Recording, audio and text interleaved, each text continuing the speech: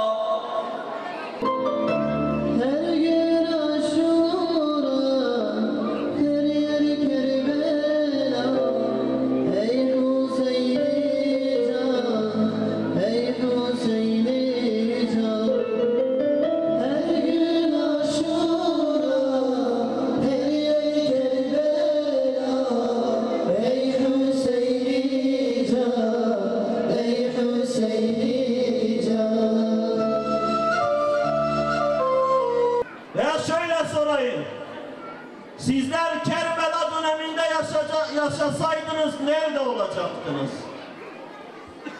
Ve Kerbela bugün yaşansa bizler nerede olacaktık? Değerli kardeşler, Kerbela'nın üzerine ağıtmak ve yakıp ağlamak önemli. Ben ağlatabilirim de sizi, kendim de ağlayabilirim. Fakat mesele sadece Kerbela'ya ağlamak meselesi değil. Mesele sadece Kerbela'ya gözyaşı dökmek meselesi değil. Kerbela'da Hazreti Hüseyin'i öldüren Küfe halkı da ağladı.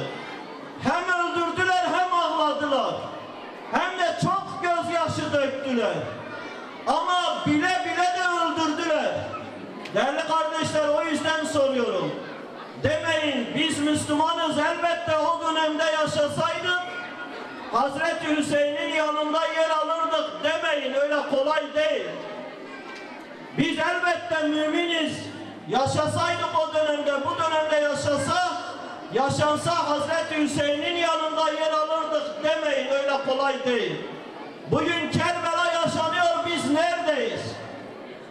Bugün doğuda, güneydoğuda Yasinler öldürülürken, Aytaç Baranlar öldürülürken, Kerbela yaşanırken biz neredeyiz? Suriye'de Kerbela yaşanırken, Irak'ta Kerbela yaşanırken, Arakan'da Kerbela yaşanırken biz neredeyiz? Ve zalimler sadece kafirler değildir. İslam tarihi zalim Müslümanlarla da doludur. Ve zalim Müslümanlar da cehennemi boylayacaktır. Onun için değerli kardeşler, Kerbela'yı iyi anlamak lazım. Kerbela, dünya makamı için, dünyalık çıkar için, zalimlerin korkusundan Müslümanların sahabe çocuklarının peygamber çocuklarını öldürdüğü hadisedir. Yani imtihan çok ince ve bilir.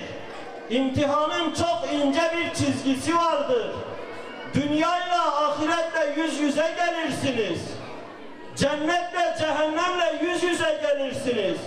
Zalimlerden korkarsanız cehennemi de tercih edebilirsiniz.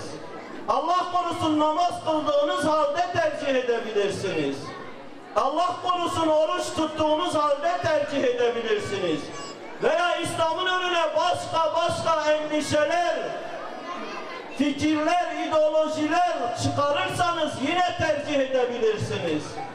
İslam'ı yaşamınızın merkezine koymaz iseniz, zalimlerden daha fazla Allah'tan korkmaz iseniz, siz namaz kılıp oruç tuttuğunuz halde imtihanı kaybedebilirsiniz.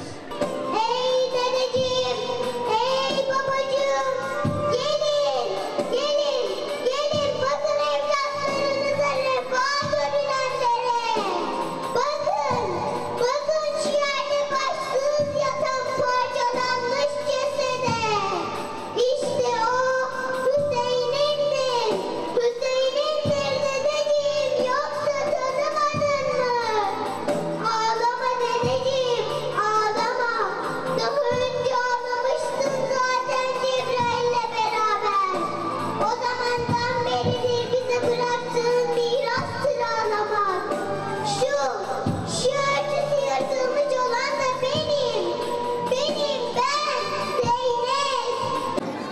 Allah'ım hakkı anladıktan sonra safını haktan yana değiştiren hürre ve hürlere selam eyle. Al canım.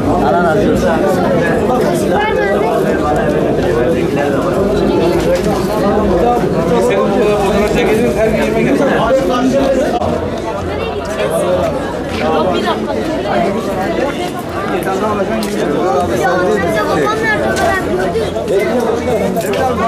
Babam orada ya.